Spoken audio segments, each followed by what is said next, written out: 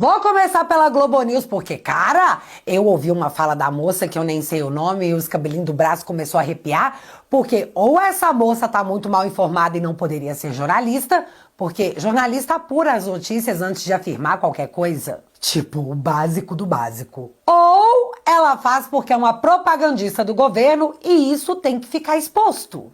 Não sei em qual das opções ela se encaixa, mas é importante esclarecer as coisas. Mas eu tinha que dar esse contexto porque a moça estava se referindo a esse relatório. Então, vamos atualizá-la. Todos os fatos apresentados no relatório são do ponto de vista do governo americano. Embora traga ali alguns números, algumas estatísticas, é importante a gente lembrar que tudo que a gente está falando é do ponto de vista do governo americano.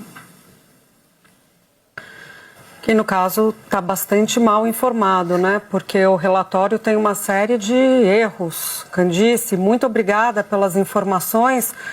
Guga, quando fala sobre tortura, prisão arbitrária, não existe isso, né? O que existe... Pera, a moça falou que tortura e prisões arbitrárias não existiram? Em que mundo ela estava quando o Clezão, mesmo com pedido de soltura feito pela PGR, foi mantido preso até a morte? Em que país ela estava quando ela não viu Felipe Martins preso por 6 meses, 10 dias desses numa solitária até delatar? Agora, sobre prisões arbitrárias eu poderia citar dezenas, mas eu vou citar um porque é simplesmente inacreditável. O senador Marcos Duval está de tornozeleira eletrônica com seu salário bloqueado sem sequer ter sido denunciado por algum crime. Vocês compreendem isso?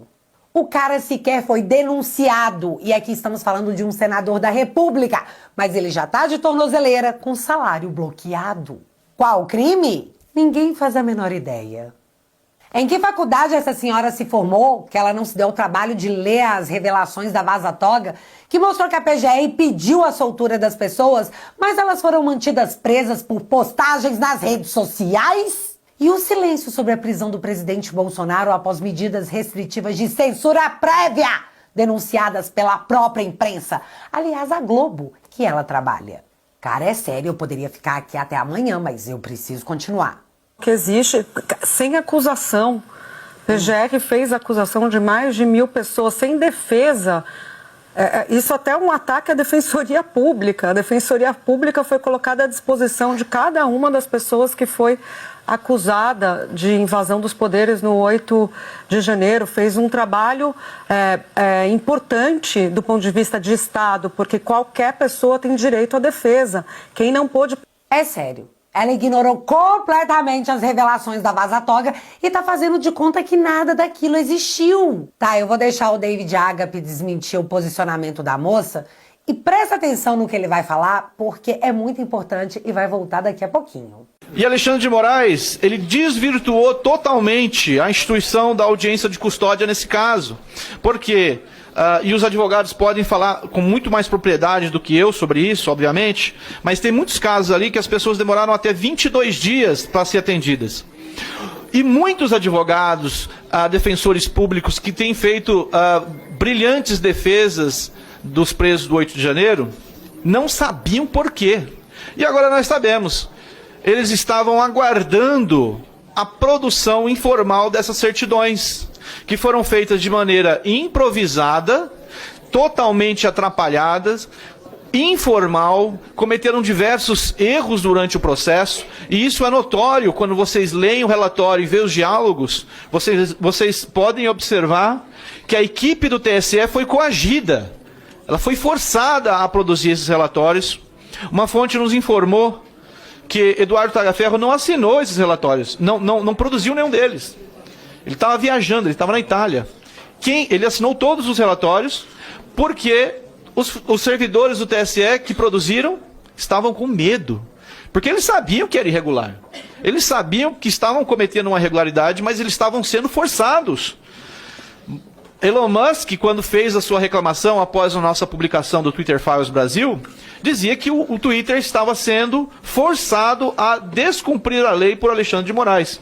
Então, não são apenas pessoas de baixa renda que são perseguidas, que são obrigadas a descumprir a lei.